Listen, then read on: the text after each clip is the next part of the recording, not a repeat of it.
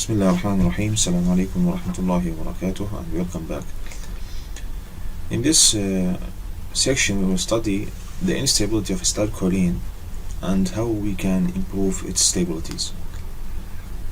Acetylcholine, as we said previously, cannot be used as a medicine because it is non-selective as well as unstable. The instability of acetylcholine is due to its flexibility and the presence of negative and positive charge in the same molecule. So you can see here that acetylcholine has a positive charge and as well as a negative charge in the same molecule. Although this charge is electrostatic, while the other charge is inductive charge, means electrons are pulled toward this electronegative oxygen.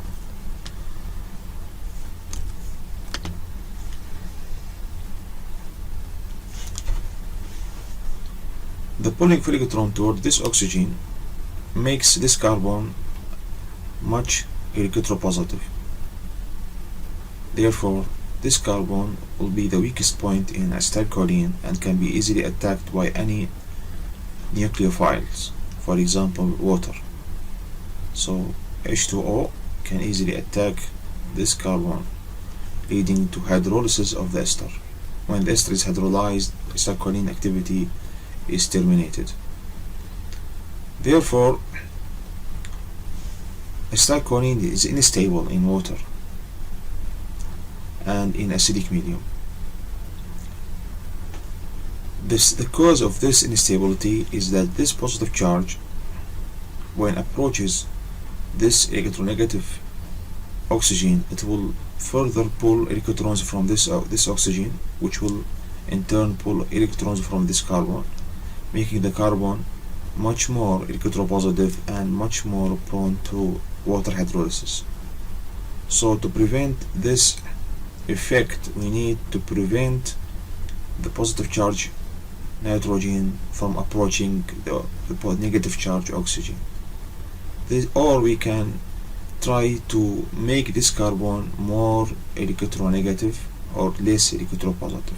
So there are two approaches where we can improve the stability of acetylcholine, either preventing this positive charge from approaching the negative oxygen or giving electrons to this carbon. So we have two approaches.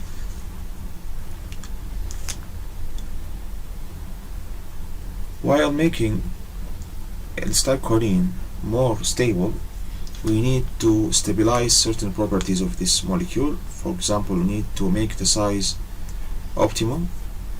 We should preserve the pharmacophore of the molecule when we increase stability toward the acid and esterases.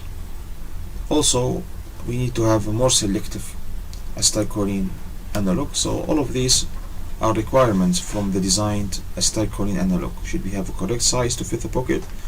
We should preserve the pharmacophoric features of the molecule. We should make the molecule more stable toward acid and esterases, and we should also make the molecule more selective to be used for a certain type of receptors. So these are the main requirements required from the designed acetylcholine agonist. How we can improve the stability? As you said previously, we have two approaches to make the molecule more stable. Either we prevent the positive charge nitrogen from approaching the electronegative oxygen, or we feed electrons to the carbon to make it more electronegative or less electropositive. The first approach is called shielding. We want to shield the ester from nucleophilic attacks. Shielding the ester, if we want to make a shield for the ester, we also should be precise to make the shield size larger enough to shield the ester from the hydrolysis, but the shield should be small enough to not interfere with the ligand binding to the receptor. So the shield size should be optimum, not too small where it cannot shield, or not too large where it can interfere with the binding of the receptor, binding of the analog to the receptor. Second approach, which we want to feed the electrons, we can feed the electron by attaching a group to the carbonyl carbon and feed electrons. Usually this group is carbamate or urethane. So this is an example for the first approach where we make a shield for the ester. We add methyl to the beta carbon of the acetylcholine.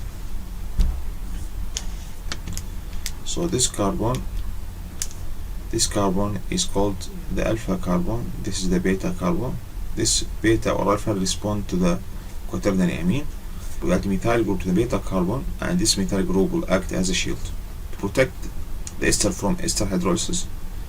It also prevent or reduce the flexibility of the molecule, and thus prevent this positive charge nitrogen from approaching the electronegative carbonyl. So as you can see, the flexibility is interrupted, and so this positive charge cannot easily approach the electronegative oxygen. And there will be no pulling of electrons, therefore the ester group will be maintained. So methylcholine means we add methyl to the choline. Also this is a beta methylcholine because we add methyl at beta carbon. Methylcholine is 3 times more stable than acetylcholine. Why it is more stable than acetylcholine? Because it is more stable toward hydrolysis. Increasing the shield size increases stability. If we make the methyl ethyl or propyl, the molecule will be more stable. But as long as we increase the size of this group, the activity will be reduced. So there will be a payment. We are paying for the stability. Increasing stability usually is accompanied by decreasing activity. As you can see, the molecule after addition of this methyl group becomes less flexible, and we have a general rule that we said previously: the less flexibility meaning more selective compound. And it is right. This molecule after addition of methyl becomes more selective. It becomes more selective toward muscarinic compared to nicotinic receptors. Also, the addition of this methyl to this beta carbon will initiate a chiral center in the molecule, a center of asymmetry, and this chiral center means that the production of this molecule will be accompanied by formation of 2 stereoisomers, the S and R stereoisomers, and these 2 molecules having different activities. The S molecule is more active than the R molecule, so this during synthesis we will have a mixture of the S and R in the production. S enantiomer is more active than the R enantiomer because S enantiomer is more similar to muscarine. As you can see, the methyl group in S enantiomer is toward the front as in muscarine, while for the R enantiomer it is toward the back.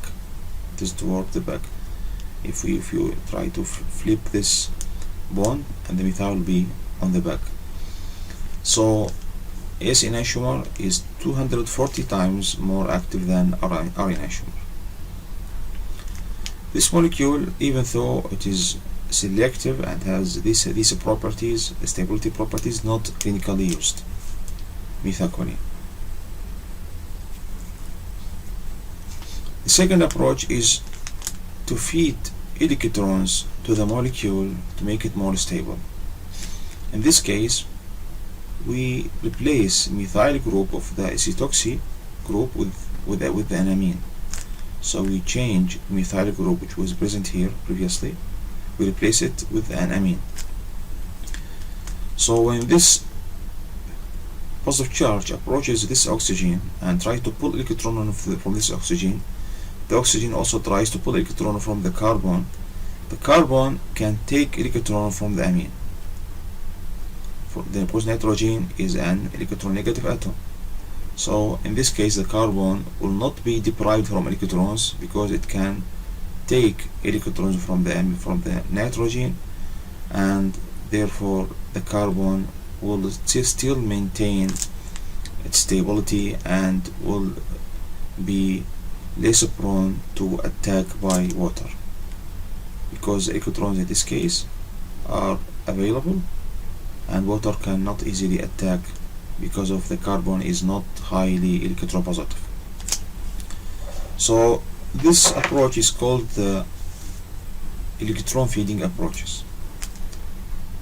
Electron feeding approach giving a molecule called carbachol, and you can see that the molecular flexibility is not changed. The molecule is still flexible as acetylcholine.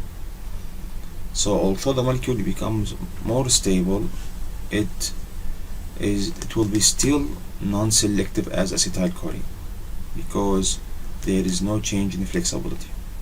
So this is an important point, that the molecule is as flexible as acetylcholine and therefore it has no selectivity toward muscarinic or nicotic receptor. This replacement of a methyl group by an amine is called a bioisosteric replacement. Bioisosteres are those molecules that have similar shape but different electronic features. Amine and CH3, NH2 and CH3 both have almost similar size, but they have different electronic effect. So in this replacement is usually encountered in drug design. If we have a group which have some problems, we can replace it by another group of the same size but with different electronic properties. So this molecule, the carbachol, is more resistant toward acids and esterases. It has longer half-life. It's also non-selective and can be used topically for glaucoma.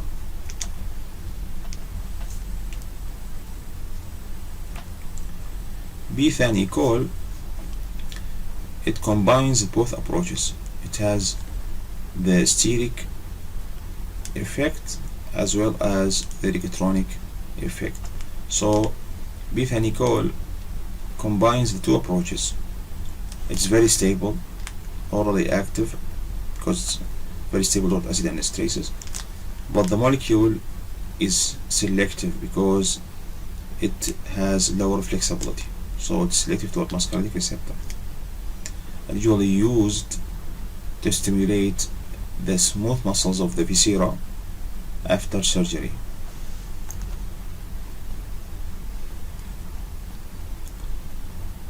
Muscarinic selective agonists are used to stimulate the smooth muscles linked to parasympathetic nervous system, the involuntary muscles. Can be used also to treat glaucoma, as we said previously, to stimulate the GIT and urinary tract smooth muscles, to treat certain heart defects by decreasing heart muscle activity and heart rate through action through M2 receptors. So it also has an effect on stimulating the cognitive functions in Alzheimer's patients. The other group of compound which act as muscarinic agonists are plant alkaloids. Of these, the pilocarpine is an example. Pilocarpine is a plant alkaloid derived from Pilocarpus jaworandi, and pilocarpine has the original fingerprint of acetylcholine. Therefore, it can bind to muscarinic receptors. It has an optimum distance between oxygen and nitrogen, therefore it can bind easily, selectively to muscarinic receptors. Pilocarpine is intended to bind muscarinic receptors in the eye, especially M3 receptors, thus relaxing the channel of Schlemm, which lead to reduction in intraocular pressure. So it is used mainly to treat open-angle glaucoma.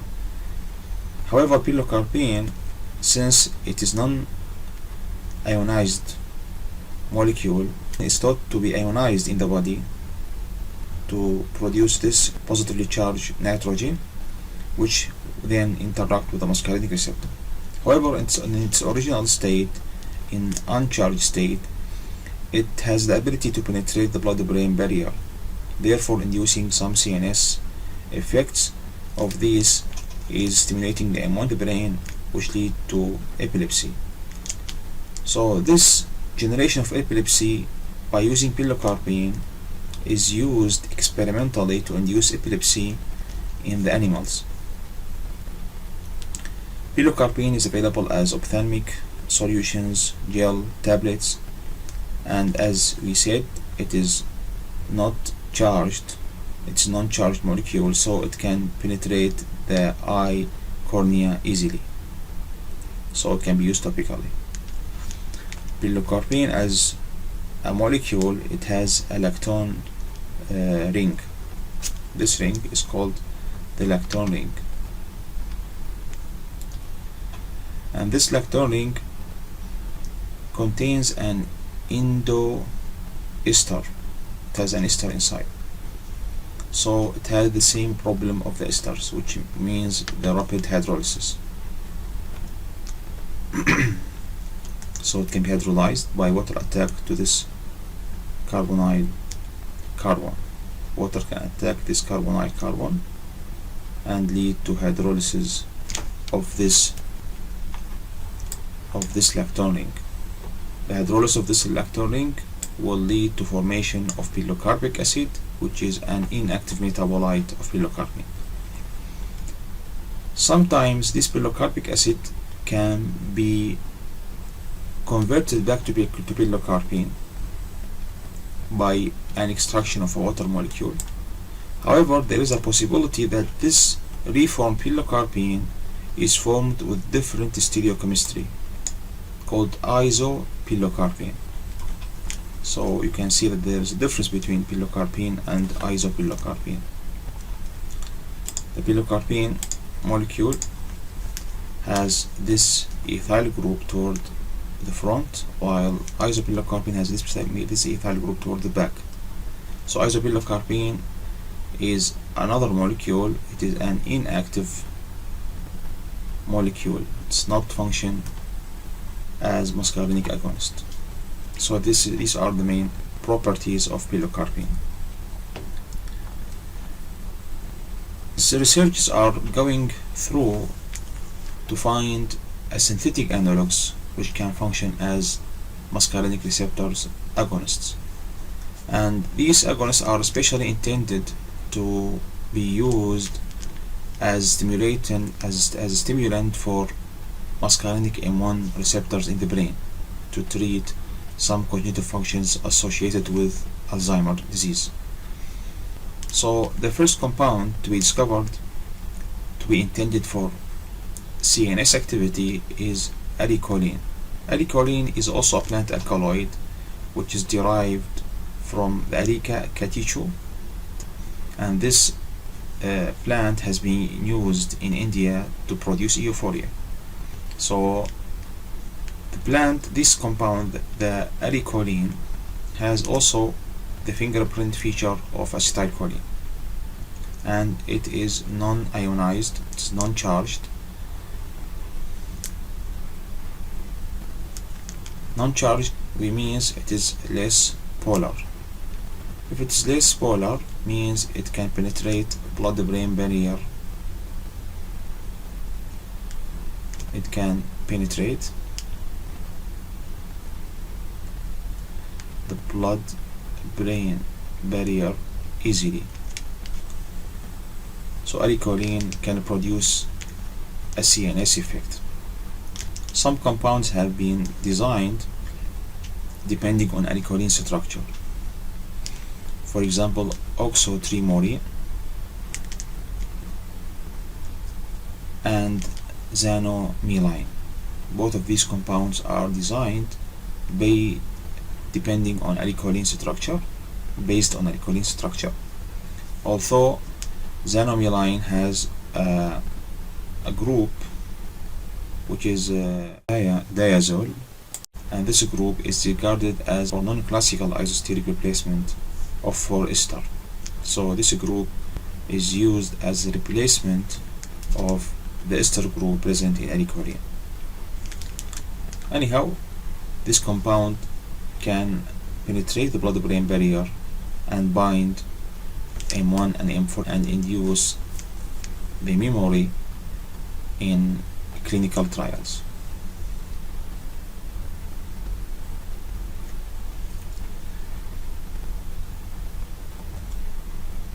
Nicotinic selective agonists are those compounds that are selective for nicotinic receptors, and these are mainly used to stimulate the skeletal muscles, because nicotinic receptors, we said, it's present in neuromuscular junction for the skeletal muscles. So it is used mainly to treat myasthenia gravis, where the receptor stimulation is interrupted either by defect in these receptors due to autoimmune disease or other causes. If we want to start from acetylcholine, the substitution at the alpha position, as we said previously, produces a molecule which is selective for nicotinic receptor. So alpha methylcholine, which have a substitution of methyl on the alpha position of the acetylcholine, produce a molecule which is selective for nicotinic receptor.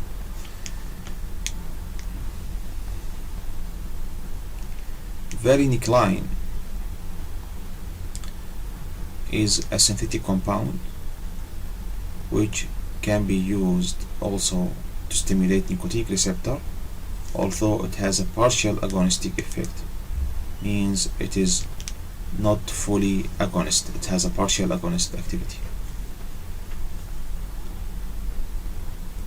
As you can see also, this molecule has almost the general feature of acetylcholine, although the ester is not present and replaced by this pyrazine, which is a replacement for the ester group present in acetylcholine.